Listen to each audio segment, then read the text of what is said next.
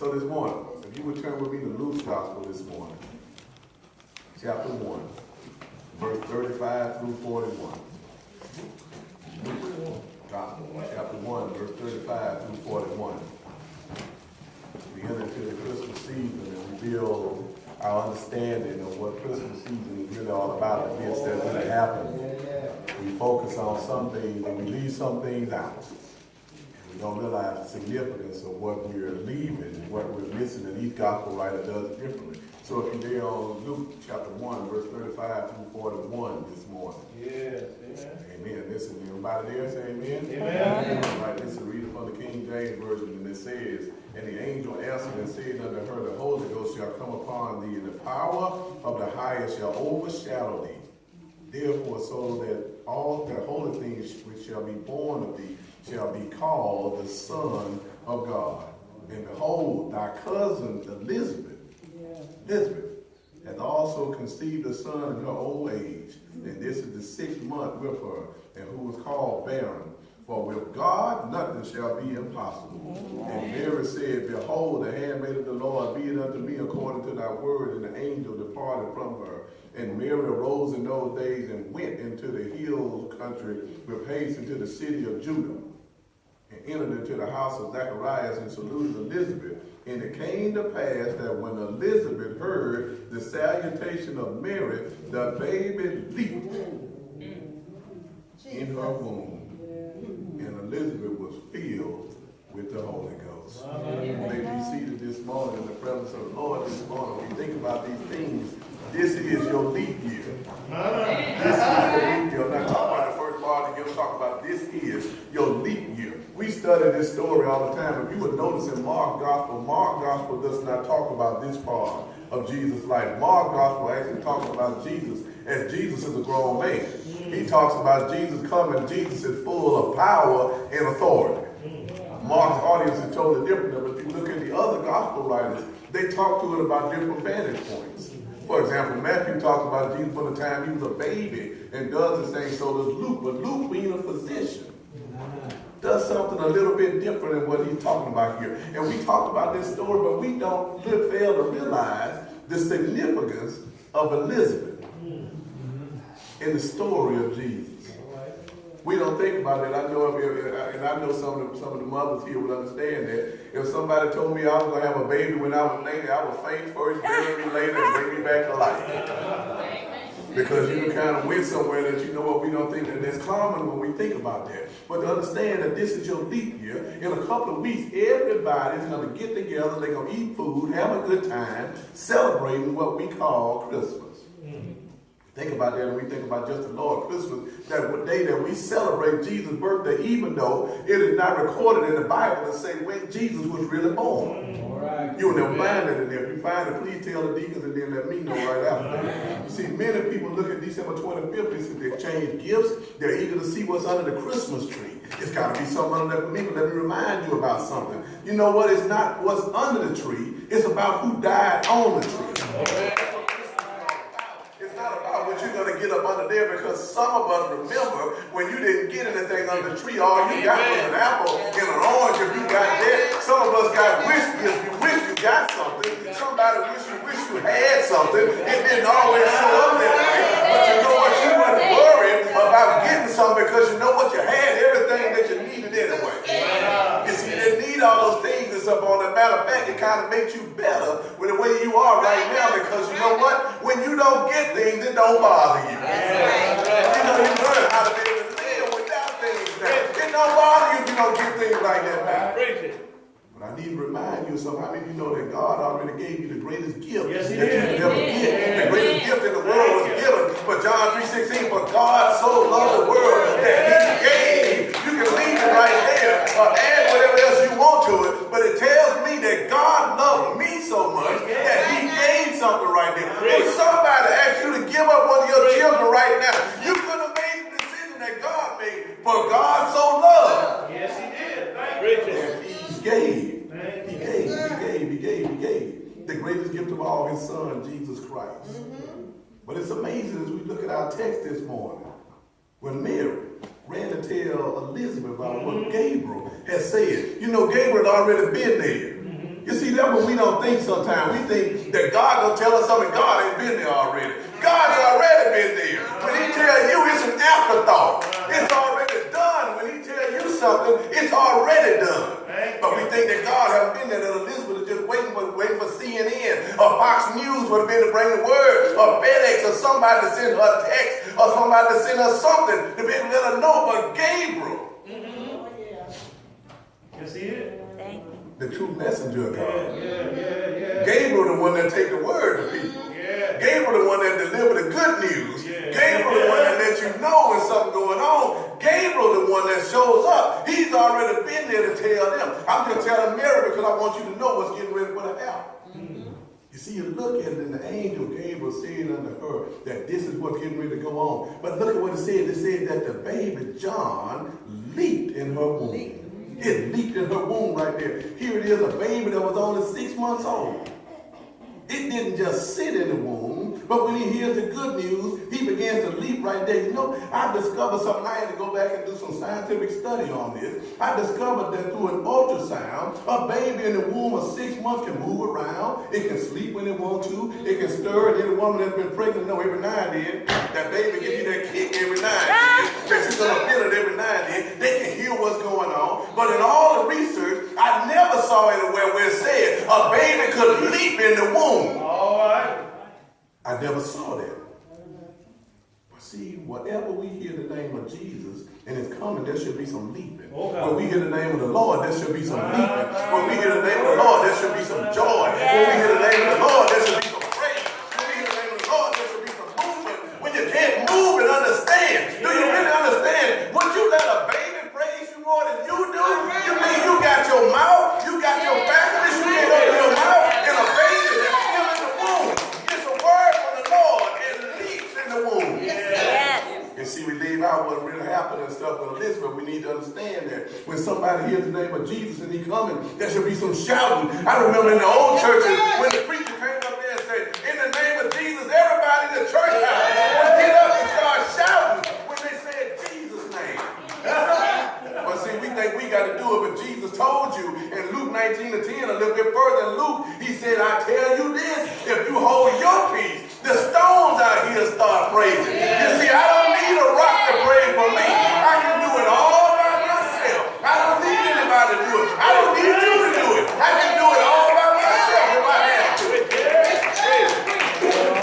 You see, I'm not going to miss the opportunity for the baby to do it because he's been that good to me. I don't know if he's been that good to you, but you laid down last night. You didn't know if you were going to get up. You got up this morning. You got up this morning. You ate this morning. You drove in this morning. You watched your face this morning. I hope you did.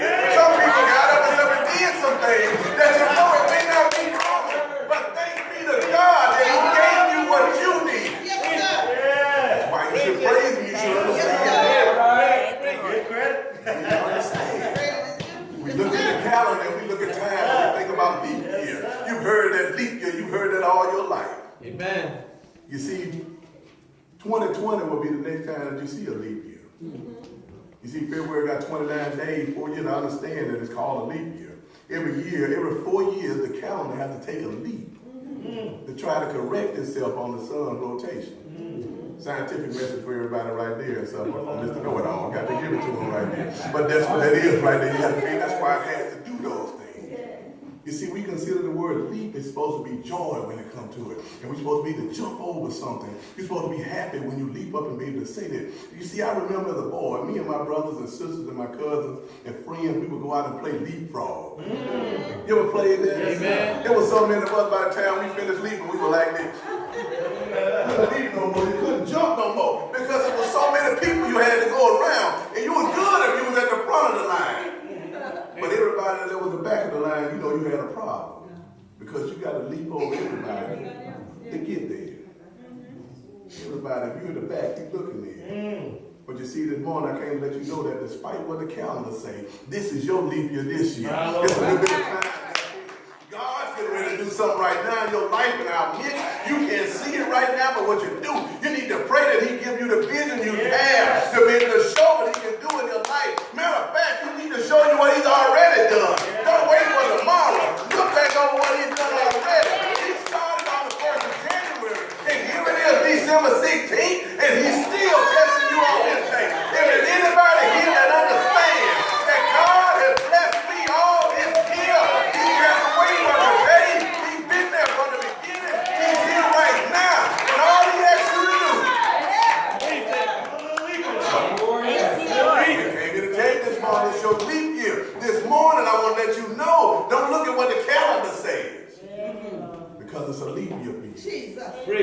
text this morning, we find Gabriel that's already appeared to Mary. He's been there already.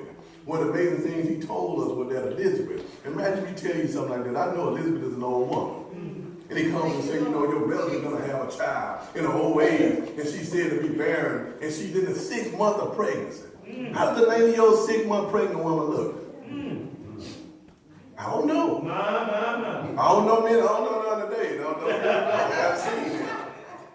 But you see, Mary runs. Not only that, she hurries to Elizabeth. She got to get some support. Look at what God did. Here's a woman and stuff that's going through something, Mary, that I'm telling you, you getting ready to go through. I want to give you a support base that can't nobody else give you. You see what happened? The Holy Spirit's already been here, Mary. I know you're scared, but let me send you to somebody that's already been through what you're getting ready to go through. God always has a ram in the bush. When you're going through something, God's got somebody right there, over there, to be able to take care of whatever you need, to be able to give you whatever support you need. He's always got somebody right there. Yes, sir. You see, she's excited. She's excited about things. You know, this is her elder cousin. Up to this point, she's never been able to have a child.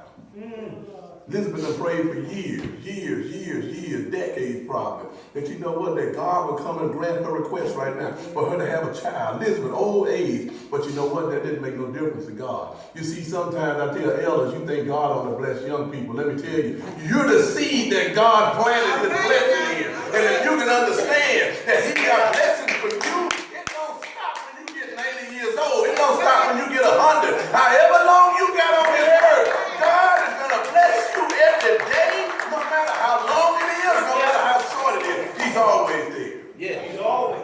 See, Elizabeth was barren and didn't know what happened to her. Zacharias didn't even believe the promise when he heard it.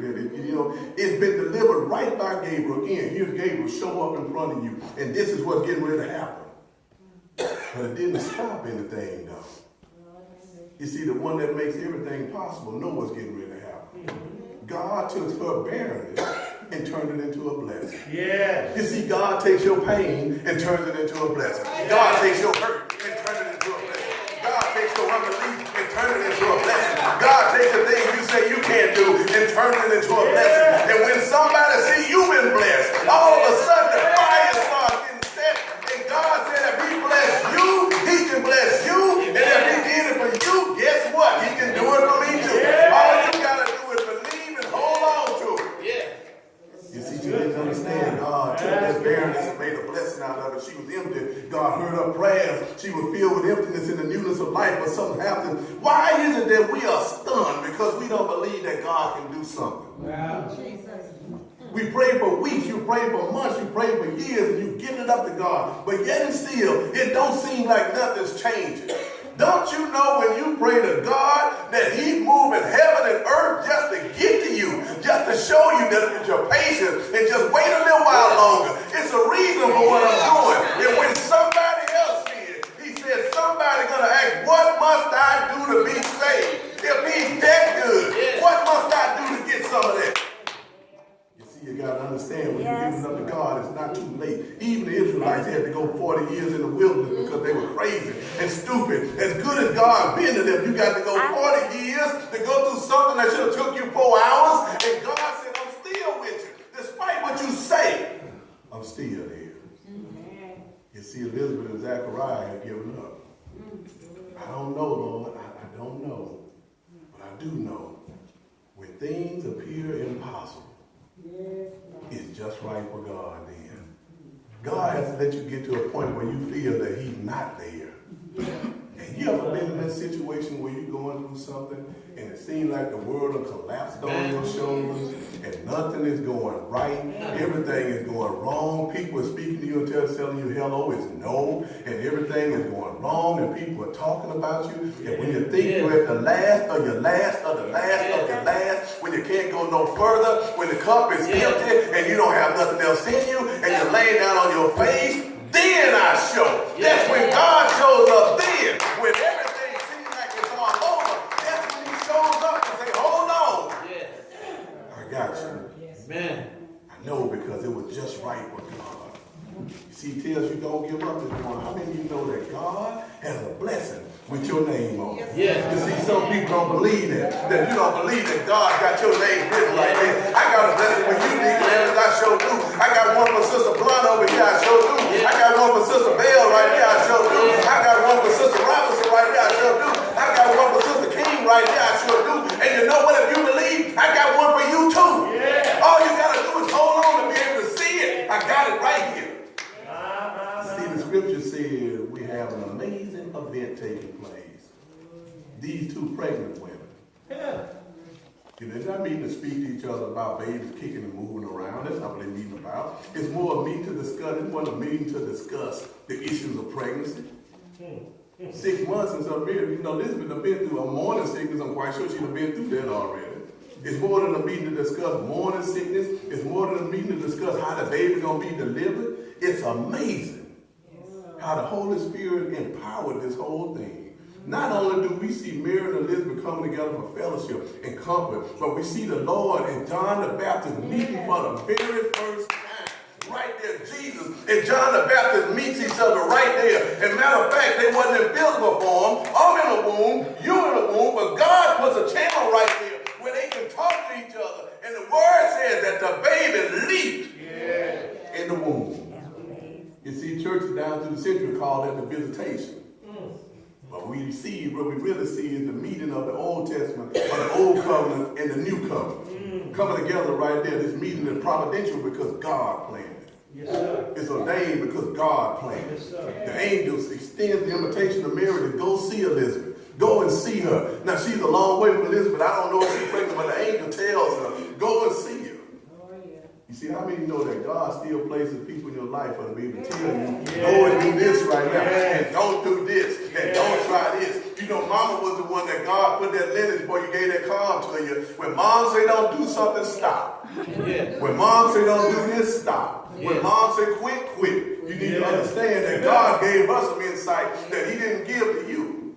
My Lord. You see, you met people that you thought you couldn't become friends with, and years later you best of friends. You see, that's how they plan it, right? That God gives them a chance, He brings people together. But Luke wants us to understand something in this day, that Mary received the angel message, and it says that immediately, she went to see Elizabeth. You see, Mary's faith is seen right there, and it gives you something to follow. She didn't just wait around. But she got up and she took off. All right. How many of us, when we get something we supposed to move immediately, we wait? Lord, maybe. You know the Cowboys playing at 12. And you know the Spurs are playing at 6. And I really don't know. I got to take a nap. Take a nap? It's up in the presence of the Lord. You want to take a nap? Are you crazy? You better get up and start going right now. What you standing still for? You don't need to do that. You need to get up and move. When the word says go, you need to get up and take off. If He says run through this door right road, start running right now. If He says get up and shout and you got bad feet, get up. Watch what He do.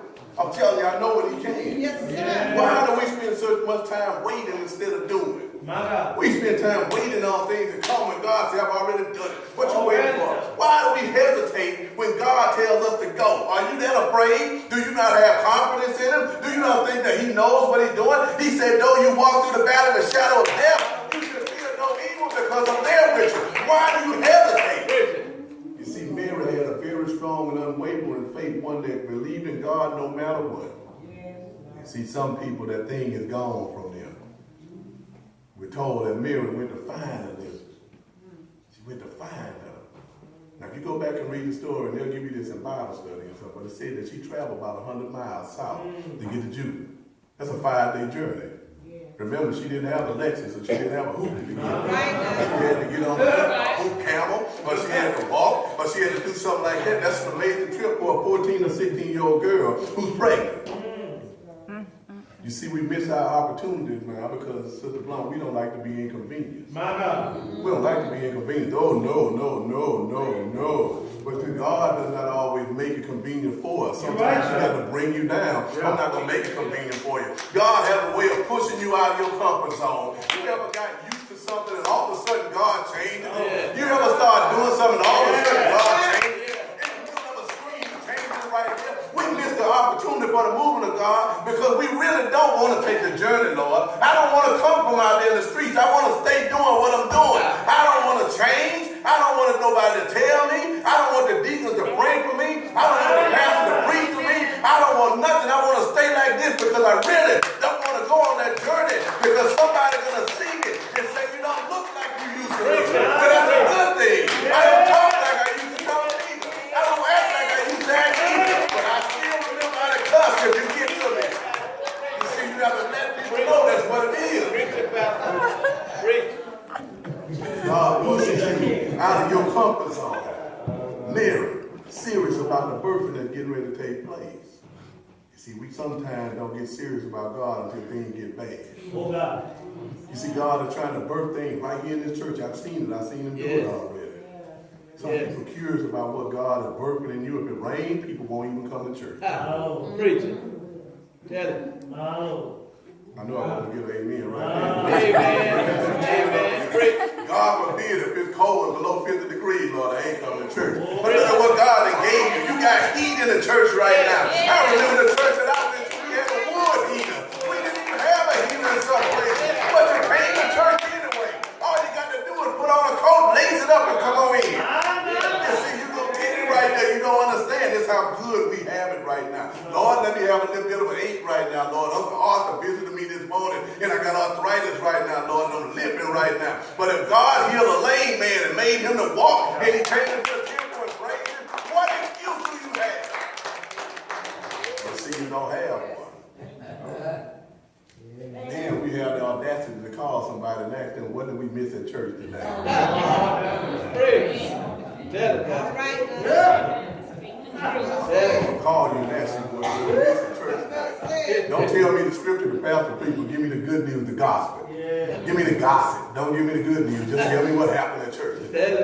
Who had on what? Who hit Johnny? Who hit these things? I just want to know that part. I don't want to know the other part on there. But look at Elizabeth's conception of John. It was just miraculous. She getting ready to bring a child into the world. But God wasn't finished with Elizabeth. He was about to take her into a supernatural world now. Because what we see is we put Jesus, the birth of Jesus here, and don't realize the importance of the birth of John the Baptist. You see, she understands that the delivery agent, the jolt of supernatural power that she needed, was Mary. It was Mary.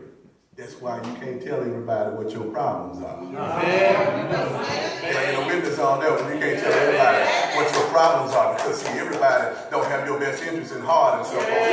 Elizabeth went there, Mary went there because she's the power source that God himself is getting ready to speak to Elizabeth now and let her know I send somebody here. God in the flesh is wrapped up in a womb of humanity. I can't come into the world right now, but I can get close enough to you. Mary said, I can show you, Elizabeth, everything is going to be all right. And she comes and a virgin comes and speaks to her. That's enough for Elizabeth to see right there that I know you're supposed to be married to Joseph, but I know y'all not married yet, and I know y'all haven't had sex yet, but you tell me you pregnant? That's enough right there to see God and everything right there. And Mary arrived. It don't say if Mary got there first and Elizabeth saw her, I don't know. She may have been working around the house cleaning or trying to get off her feet or something. I don't know. Maybe in another room, but I can hear Mary saying, Elizabeth, where you at? This your cousin Mary, where you at? Luke tells us that Mary's voice had an effect on Elizabeth right there, and she had to get up and move because the joke from heaven showed up right there. God done walked inside your house right here. You can't see him, you can't touch him, but God done walked right into your house right here. And Mary said the heavenly host done walked in here, and all of a sudden the baby leaps in her womb. I see something that showed up there. As soon as the sound is given, the baby started leaping for joy. When's the last time the Lord spoke to you like that? And you started leaping for joy when he showed up there. And you were sick on your sick bed. And you started leaping for joy because he showed up there. The doctor just shut you up with all kind of mess. But when Dr. Jesus walks into the room, you can't help but get up and start shouting because the Lord walked in. The Spirit walked in, and he came to give healing. Romans 10 and 17 tells you, say, so by faith. Yes. Comes by hearing. And hearing by the word of God. All John has to do is hear the word. And the Bible says Elizabeth was filled with the Holy Ghost right then. Look at how the Holy Spirit is orchestrating all this thing. He got everything under control right there. We always talk about it, but we don't give him enough credit for what he really does. Look down through it and see how he had this thing under control right here. You see, the baby leaped in the womb. John the Baptist wept, he leaped. But it started with the Holy Spirit showing up. It started with him. And the angel told him that John the Baptist would be filled with the Holy Spirit. You don't believe it? Go look at Luke 1 and 15. He told him it's filled with the Holy Spirit. And John the Baptist is leaping and kicking with joy because he knows that the Messiah, before anybody else sees him, the Messiah has showed up right here at my house. He showed up right here. John the Baptist kicking with joy, filled with the Holy Spirit, praising God and what he's doing through Mary and what he's doing. It's a prophetic leaping that he's doing. It's something God people have been waiting on for years. But you got to go back to read another Bible study thing and stuff like that because we'll get ready. Here it comes. The last utterance of any prophet came from the mouth of Malachi. It came right there. He was the last prophet before the 400 years of silence that came right there. The 400 silent years between Malachi and the beginning of the New Testament. I want to tell somebody here today, as soon as you hear the word of the Lord, you better start praising right then. You better start teaching right then. You better let somebody know that the word has shown up right here, right now. As soon as you hear about his goodness, as soon as you hear about how good he's been, as soon as you hear about his deliverance, as soon as you hear about his love, as soon as you hear about his grace, as soon as you hear about his mercy, you need to shout and give the Lord some praise because he's been that good to be able to come and give you what you stand in need of. Yes, sir. You see, you got to understand that he's in control on those things. The Bible says that Mary stayed with Elizabeth for 3 months.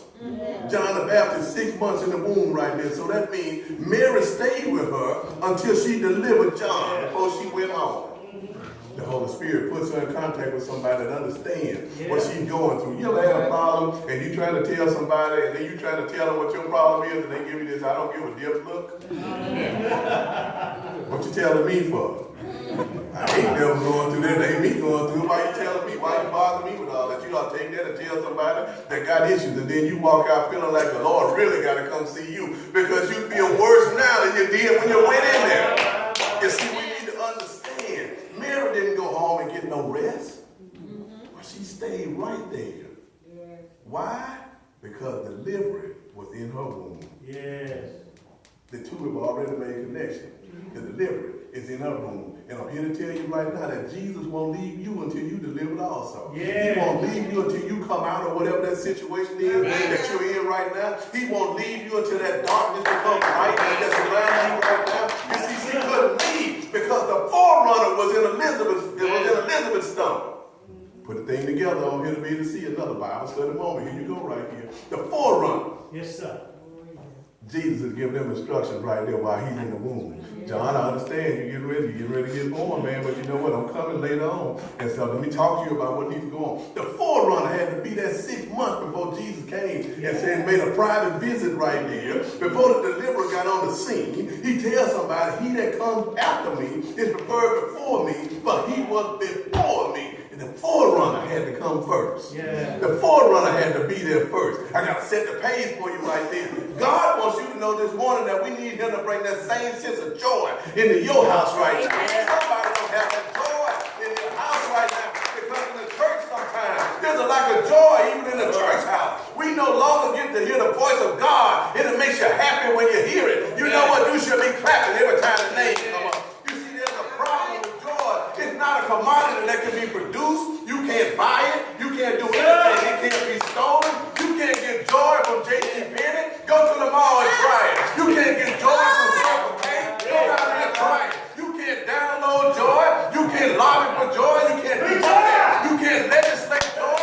You can't get joy in a lawsuit. You can't get it out of remote control. You have to earn joy. It's no way. The joy of the Lord. When we come to the Lord's presence in the church house, it should be some joy when you walk in here. It should be some happiness when you walk into the house of the Lord.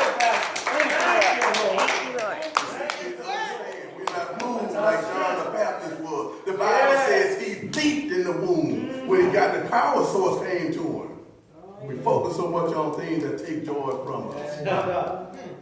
You see, I want to ask somebody today, do we have any forerunners in here that say, he's coming back like a thief in the night? You know what? You got to be ready. Because nobody knows the time of the hour. Like, you tell me this, you don't need to give me the power source to know this. I know that he's coming back one day, and you don't know when he's coming. Do I have some people in here that understand that Jesus lives because he lives inside of me? He's inside of me. He's working through that already. He's doing that for the whole world. Yes, sir. You would just hold out and be able to see what he's saying.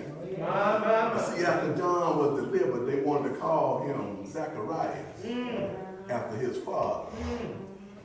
But you read the word on there. The Bible says, you already tell your people that John said, don't call me by my father's name. You can't call that. See, Jesus have already given instructions. They can't call you that. Gabriel gave him instructions. You can't do that. You can't call him by your name. Call me by the name that God called me. He called me righteous. He called me courageous. He called me to be the head and not the tail. He called me to be holy because he's holy. He called me to be his own. I'm going to be called a child of God because John's father was a priest, but he had to be a priest for the forerunner before the forerunner could come. You see, you got to look at it and understand. I'm here to tell somebody. Forget about what they used to call you in the past. All right now. You see, people can stick all kinds of names on you. Yes, you've been in jail, they make up all kinds of names for you. Don't want to call you who you really are. But I tell you this morning in the presence of the Holy Spirit, from this day forward, you are a new creature now. I don't care what nobody says. Old things have passed away. And behold, all things have become new. Press the Lord and you are going to call it away.